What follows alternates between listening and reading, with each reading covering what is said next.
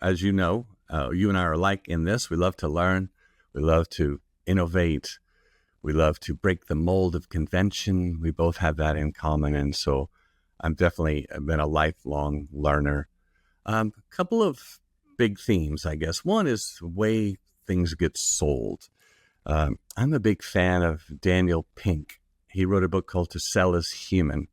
And when I read that book, I felt like I could have written it because it aligned with my philosophy of selling, which is, it's really not about persuasion or overcoming objections or product knowledge or presentation skills. That's not real selling. And so I've been a lifelong student of what real professional selling looks like. And so Daniel Pink's book, To Sell is Human, has been a big influence on me. Jeff Toole's book, Mastering the Complex Sale, and his quote that a sale should be a byproduct of a much larger relationship. Those things have really shaped how I sell, how I train people to sell, how I look for people to hire to sell. So being a real student of professional salesmanship has been a thing for me. And those books have helped. And my newest book is Unreceptive, which is kind of takes all of this to this next level. In this world where there's a lot of noise and buyers can go get their own information and sellers are almost superfluous to the selling process, you better have some other way to bring value to the table to open the doors and get people to be receptive. So I just really love all of those things. And then another big theme for me is just, time management and being effective. And so Stephen Covey's book, The 7 Habits, was a life changer for me. And then Tim Ferriss's The 4-Hour Workweek was incredibly life changing. And I still go back to that a lot. In the corporate world, especially, we tend to get caught up in the activity wheel, the hamster wheel of activity. And we tend to think that activity equals achievement, and it does not. Results equal achievement. So having the discipline to avoid low value activities and to leverage the 80-20 rule.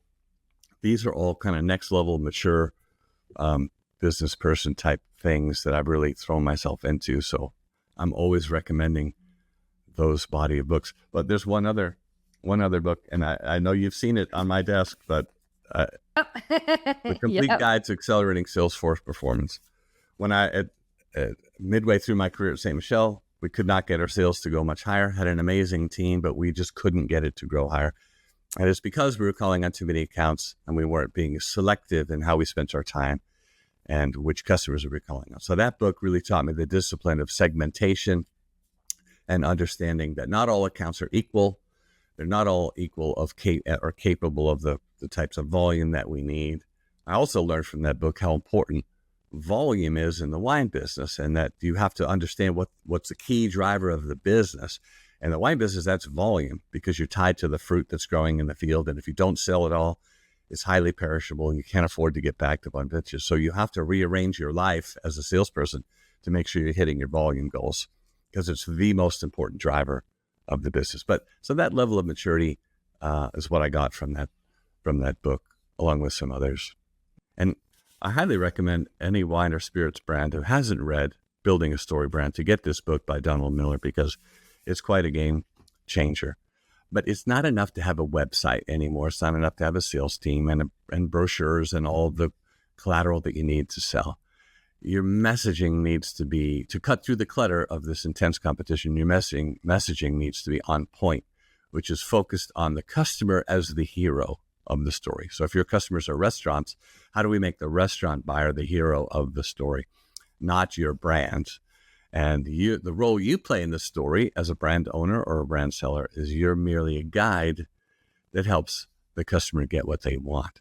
But this is an exciting trend too. And you see it really getting traction in a lot of areas, because Donald Miller wrote that book not just for the wine industry, but for all industries. But the savvy people who are in the wine business who are picking it up and implementing it are seeing the power of it. When you get yourself out of the hero seat and you put the customer in it and you start serving them, your sales are going to really grow. So this shows up on your website, shows up in your social media feeds, shows up in your email marketing. And that book shows you exactly how to do it. So I love that big trend. Customer as the hero, not the brand or the product. Yeah, that's powerful. That's very interesting. Sometimes that's kind of hard when you're trying to create, this passionate project that you have or brand or whatever, it's kind of hard to flip the switch and really realize that, the hero is definitely the person that you want to enjoy it as much as you've made it and created it. And so it's kind of a mindset shift. So it's definitely really interesting. Yeah, it's very subtle, but Yeah. powerful. Yeah. I met with someone yesterday who wanted me to look at their website to see if they couldn't incorporate some of this. How do you take my current brand, my current website, and put this nuance in there where the customer is the hero?